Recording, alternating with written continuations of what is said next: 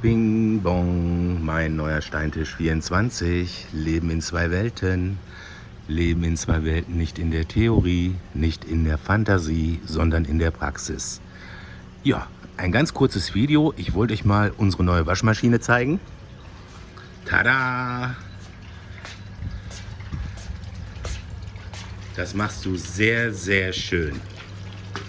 Bisschen nicht so grob bitte mit meinem schönen Ralph Lauren Hemd. Ach nein, das ist dein Ralph Lauren Hemd. Schatzi, sag mal einmal viele Grüße. Hallo? Und wenn du nicht lieb bist, dann bleiben wir noch einen Monat länger hier in Thailand. Ja, hast du richtig gehört. So, denkt immer dran, wenn ihr in ein fremdes Land fahrt, die Sitten und die Kultur des fremden Landes auch zu beachten. Schatzi, dein Papa hat mir direkt am ersten Tag in Thailand erzählt, die Frau steht immer ganz tief unter dem Mann. Ist das richtig? Nein. Stimmt nicht.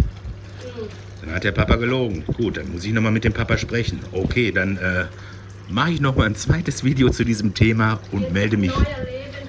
Ist neu? Welchen Jahren jetzt?